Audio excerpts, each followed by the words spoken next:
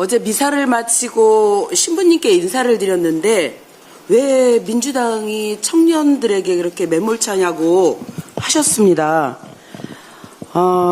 이유인즉 이번 청년 최고위 선출을 못하게 했다며 그러니 청년들이 민주당을 외면한다는 말씀이셨습니다. 자세하게 설명드릴 형편은 아니었지만 거짓 프레임이 국민들에게까지 퍼졌다는 생각에 씁쓸했습니다. 국민 여러분과 당원 여러분께 말씀드립니다. 민주당 그 누구도 청년의 문제에 눈 감지 않았습니다. 청년 최고위원 선출은 당헌을 개정해야 되는 사안입니다. 특히 지도부 구성의 문제는 누가 당대표가 되든 당권의 안정적인 운영을 보장하기 위한 제도입니다. 그렇기에 민주당의 헌법과 같은 당헌을 개정하는 것은 절차가 까다롭고 복잡합니다. 최고위를 거쳐서 당무위, 당무위에서 중앙위까지 거쳐야 하는 절차는 전대 후보 등록을 코앞에 두고 바꿀 상황이 아니었습니다. 그래서 대안으로 말씀드린 것이 지명직 최고위원이었습니다.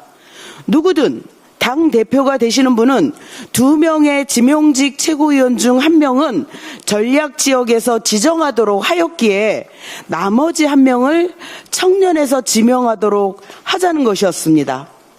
최고위원은 지명직이나 선출직이나 동등한 권한을 가집니다.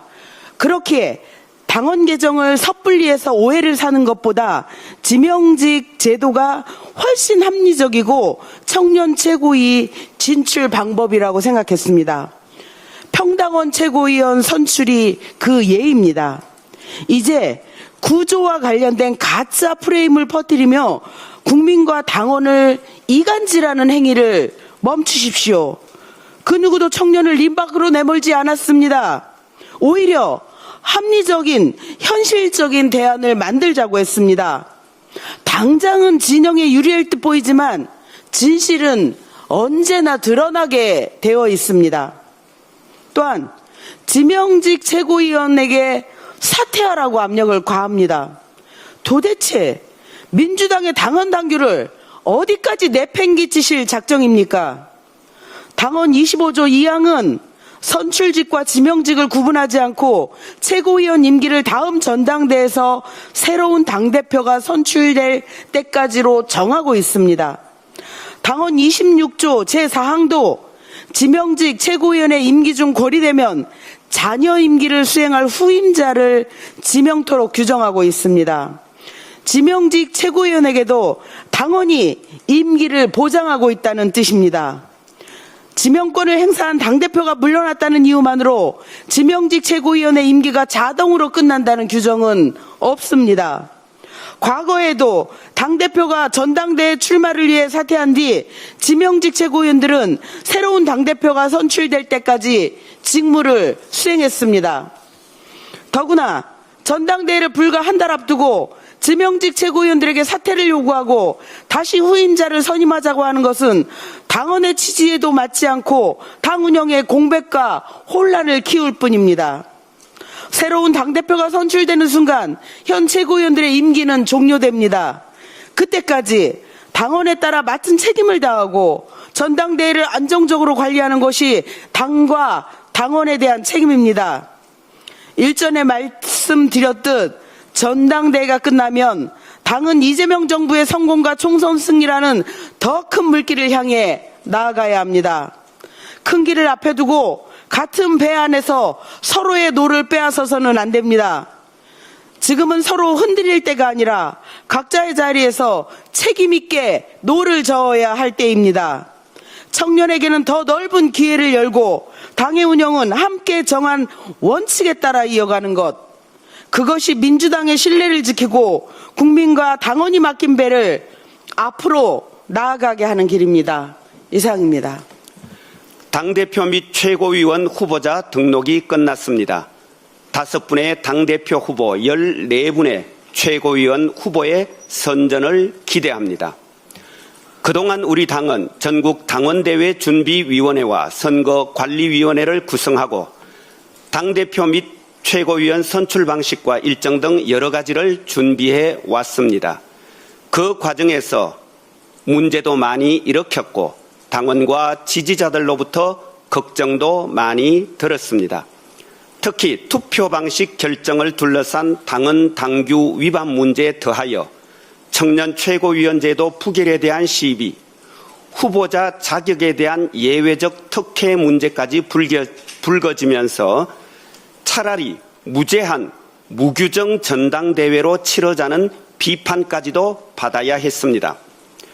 최고위는 물론이고 전준위와 선관위 모두 이 비판과 걱정 앞에서 겸허한 마음으로 겸손한 자세로 당무에 임해야 할 것입니다.